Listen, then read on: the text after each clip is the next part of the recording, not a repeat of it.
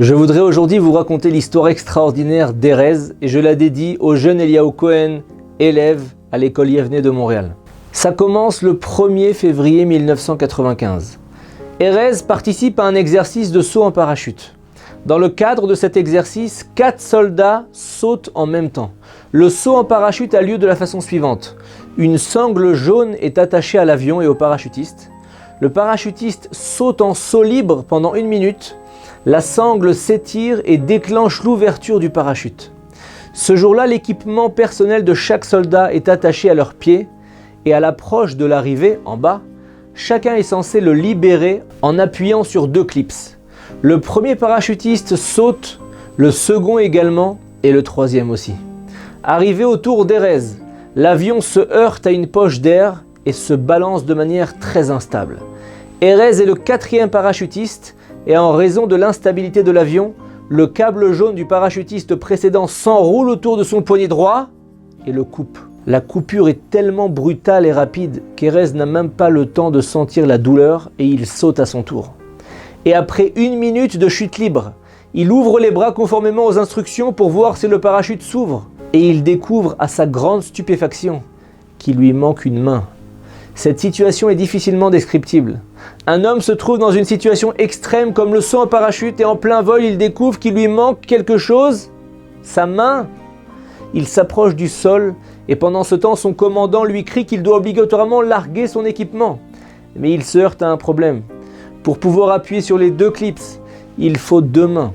Erez a commencé son saut avec 2 mains, mais il en a perdu une en route. Qu'est-ce qu'il peut faire ? Et d'une manière incroyable, en dépit du choc et de la douleur qui commence à s'infiltrer dans son corps, il déplace le sac de côté et parvient tout de même à atterrir sans mal. Et à son arrivée, on lui panse la main et un hélicoptère le transporte vers l'hôpital Tel HaShomer. Ses amis sous le choc suivent des yeux l'hélicoptère qui s'éloigne et l'un d'eux aborde le commandant et lui demande s'il est possible de rechercher la main perdue. Le commandant lui donne le feu vert pour la recherche. Malgré tout, son visage trahit ce qu'il pense sur les chances de retrouver la main. Chercher une main dans le désert, il lui dit, c'est comme chercher une aiguille dans une botte de foin.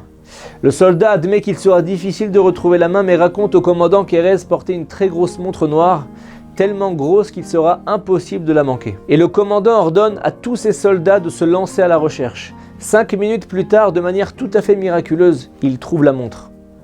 Concentrés sur une zone particulière, ils poursuivent leur recherche et 5 minutes après seulement, ils retrouvent la main entière mais blessée. Pendant ce temps, Erez est arrivé à l'hôpital et les médecins lui demandent pourquoi il n'a pas apporté la main amputée. Et il répond qu'elle a été coupée pendant un saut en parachute. Il leur faut 1 seconde pour s'imaginer la scène et comprendre qu'il ne sert à rien de patienter. Il est impossible de trouver une main dans un rayon de plusieurs kilomètres dans le désert. Dans ce cas, la solution de la greffe n'est même pas envisageable. Il faut cautériser et la cautérisation élimine toutes les chances d'une greffe. Quelques instants avant la procédure de cautérisation, ils reçoivent un appel urgent. La main a été retrouvée. Le processus de cautérisation est interrompu et le bras d'Erez est placé dans de la glace. La main est elle aussi transportée en hélicoptère vers l'hôpital Tel HaShomer. L'opération dure de longues heures et finalement, il s'avère que la main a été blessée à 60%, c'est-à-dire qu'Erez a une main, mais qui fonctionne bien moins qu'une main ordinaire. Erez est diagnostiqué à un certain pourcentage de handicap, et en raison de cela, il obtient de l'armée une voiture dotée d'un volant spécial et de la direction assistée qui lui permet de conduire d'une main. Sur le volant, il y a un dispositif spécial comme un joystick, comme dans les jeux vidéo, qui lui permet de faire pivoter le volant d'une seule main. Cette manette lui permet de se servir d'une main comme s'il se servait des 2. Plus tard, Erez passe au stade de la réhabilitation. Il entre à la yeshiva et se met à étudier la Torah avec assiduité. 2 ans plus tard, il se marie. Son épouse était au courant de sa blessure, mais ça ne l'a pas empêché de l'épouser. Elle s'est concentrée sur les éloges du directeur de la yeshiva et de ses amis, sur ses bons traits de caractère, son assiduité pour l'étude de la Torah. Et quelque temps après leur mariage, ils ont un garçon, puis encore 2 autres enfants. Puis, le 12 juillet 2001, Erez, son épouse et son fils de 7 mois sortent en voiture pour aller chez le médecin, qui se trouve dans la localité voisine. Sur la route, ils aperçoivent en route 3 soldats sur le bas-côté qui font de l'autostop. Erez ralentit pour pouvoir les prendre en voiture et les aider. Mais soudain, les 3 hommes lèvent leurs armes et se mettent à tirer en direction de la voiture. C'étaient des Palestiniens déguisés. Erez accélère pour s'écarter au plus loin d'eux, mais une voiture Bordeaux surgit en face et bloque la route. C'est le piège parfait.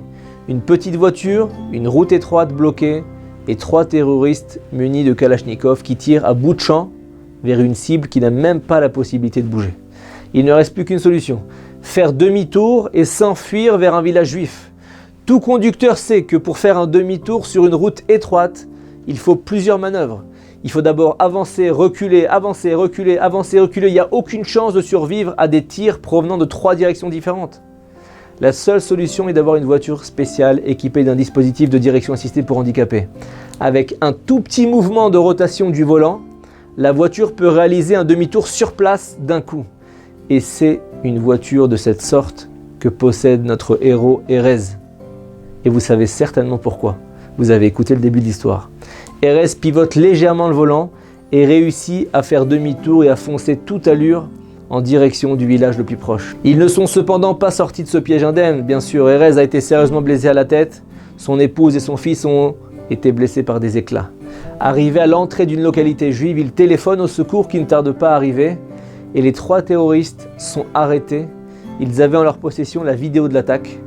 Erez et son épouse sont parmi les rares victimes à détenir le document complet de la tentative de meurtre et du miracle de leur sauvetage incroyable. Cette même main qui a porté atteinte aux facultés d'Erez lui a finalement sauvé indirectement la vie et celle de toute sa famille, sa descendance. Dans la vie, ce qui nous paraît négatif parfois au départ peut ensuite nous paraître tout à fait différent que ce qu'on avait imaginé. Shabbat Shalom.